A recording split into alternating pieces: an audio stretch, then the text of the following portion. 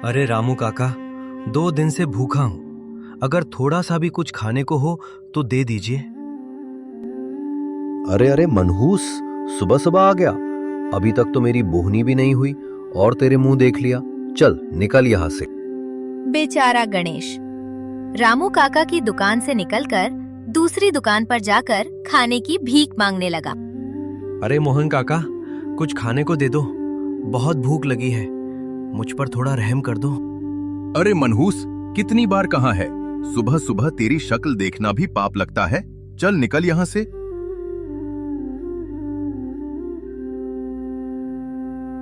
गणेश रोते हुए उदास मन से वहां से निकल जाता है और खुद को तलाशते हुए जंगल की ओर बढ़ता है। रास्ते में उसे एक बूढ़ी दादी का छोटा घर दिखता है। दादी उसे रोककर पूछती हैं, अरे बेटा, तुम कौन हो? मैंने तुम्हें यहाँ कभी नहीं देखा। बड़े उदास और थके हुए लग रहे हो। अम्मा, मैं इस गांव का नहीं हूं, मैं दूसरे गांव से आया हूं। मेरे गांव वाले मुझे मनहूस मानते हैं। पर बेटा, तुम्हें लोग मनहूस क्यों मानते हैं? क्या तुमने कोई ऐसा काम किया है जिससे लोगों में तुम्हारे प्रति आक्रोश है? पता नहीं अम्मा, पर मैं किसी का क्या बिगाड़ सकता हूँ जब जन्म से ही मेरे सिर पर माता पिता का साया नहीं है। बेटा, तुम उदास मत हो। मैं यहाँ अकेली रहती हूँ, मेरा भी कोई नहीं है, तो मुझे ही अपनी माँ समझ लो। अम्मा, आपका ये एहसान मैं कभी नहीं भूलूंगा। पहली बार किसी ने मुझे अपना कहा है। मैं आपकी हर तरह से सेवा करूंगा, आपको किसी चीज की कमी नहीं होने दूंगा। इतना कहकर दोनों की आंखें भर आती है। अम्मा को बुढ़ापे का सहारा मिल जाता है और गणेश को मन की शांति।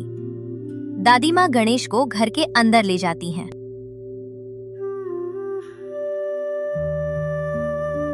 अम्मा, आपका बहुत बहुत धन्यवाद कि आपने मुझ अनाथ को अपनाया। बेटा, अपने आप को अनाथ क्यों कहते हो? मैं हूं ना तुम्हारी माँ। इस तरह गणेश हंसी खुशी दादी माँ के साथ जीवन बिताने लगा।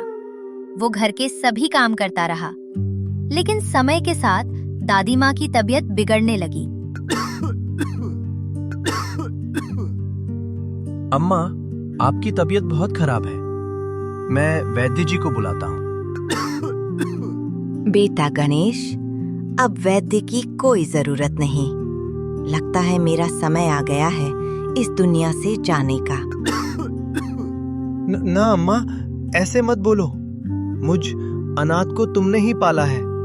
तुम ही अगर मुझे छोड़ दोगी तो मैं कैसे रहूंगा? इसी बीच दादी माँ की तबीयत और बिगड़ जाती है। गणेश रोने लगता है। तभी दादी माँ उसे एक गुप्त रहस्य बताने लगती हैं। बेटा गणेश, तू मेरा सगा बेटा नहीं है, फिर भी तूने सगी औलाद से भी ज्यादा मेरी सेवा की है। तभी दादी माँ थोड़ा गंभीर होकर बोलती हैं, बेटा गणेश, मेरी बात ध्यान से सुन। गांव के बाहर एक पुरानी हवेली है। लोग उसके पास जाने से डरते हैं, लेकिन उस हवेली में एक ऐसा रहस्य छिपा है जिसे सिर्फ मैं ही जानती हूँ। अम्मा, हवेली? रहस्य? आप क्या कह रही हैं? मुझे कुछ समझ नहीं आ रहा। बेटा, उस हवेली को लोग श्रापित मानते हैं। कहते हैं वहाँ किसी आत्मा का साया है। लेकिन अगर कोई निस्वार्थ इंसान उस हवेली में जाकर एक बार महामृत्युंजय मंत्र का जाप करे तो उस आत्मा को शांति मिल जाएगी। दादी माँ इतना कहकर प्राण त्याग देती है। अम्मा को देख देख कर गणेश जोर जोर से रोने लगता है। फिर खुद को संभालकर वो दादी माँ का अंतिम संस्कार विधि विधान से करवाता है। अम्मा को छोड़ जाने के बाद गणेश अकेला पड़ जाता है। एक दिन वो घर के बाहर एक पत्थर पर बैठकर अम्मा को याद करते करते रो रहा था। तभी एक महात्मा वहां से गुजर रहे थे। महात्मा रुके और बोले, बेटा, तुम यहाँ अकेले क्यों बैठे हो? किस बात से इतना दुखी हो? महात्मा, जीवन में मुझे माता पिता का कभी साथ नहीं मिला, लेकिन एक अम्मा ने मुझे सहारा दिया था। परंतु उनकी आखिरी इच्छा भी मैं पूरी नहीं कर पाया और यही बात मुझे आज भी दुख देती है। आखिर क्या इच्छा थी तुम्हारी अम्मा की आखिरी? महाराज, मेरी अम्मा ने मुझे एक हवेली का रहस्य बताया था, जिसमें उन्होंने मृत्युंजय मंत्र का जप करने को कहा था, लेकिन मैं मंत्र नहीं जानता।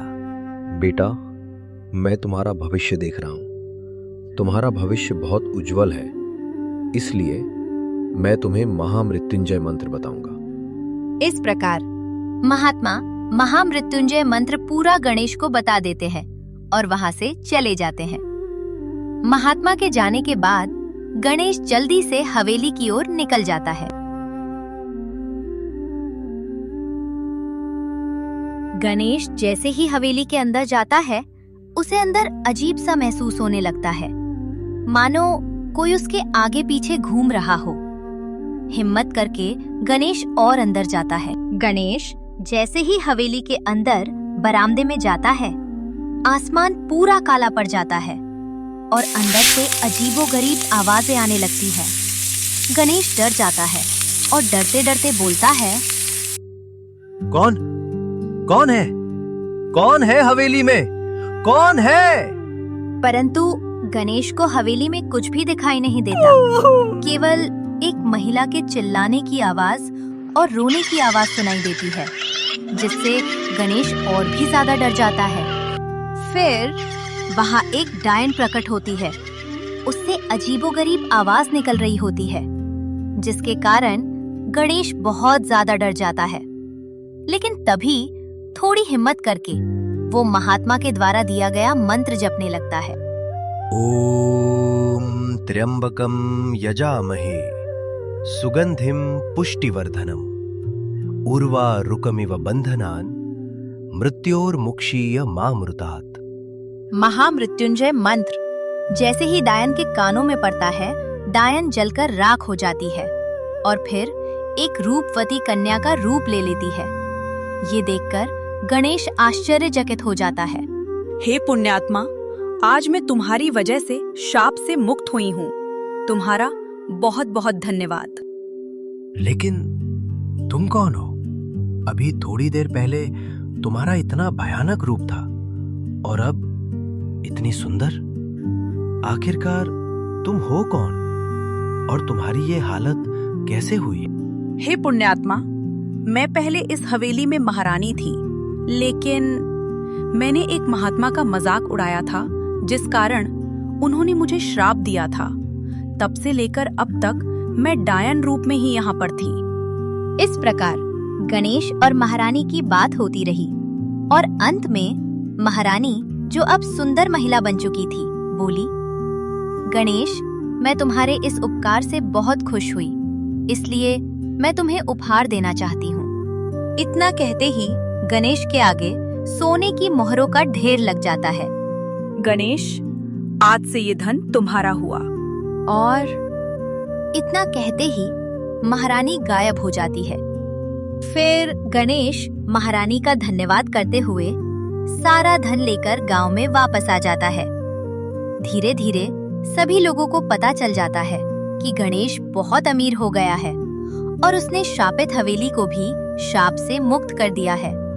ये सुनकर लोग गणेश की वाहवाही करने लगते हैं और जिन जिन लोगों ने मुसीबत में गणेश की मदद नहीं की थी, आज वे लोग गणेश के आगे शर्मिंदा खड़े थे। इसी बात से सबको समझ में आया कि समय किसी का भी भाग्य बदल सकता है, इसलिए जीवन में हर व्यक्ति के साथ हमेशा अच्छा व्यवहार रखना चाहिए, क्योंकि कब कौन किस स्थिति में हो जाए ये कोई नहीं जानता।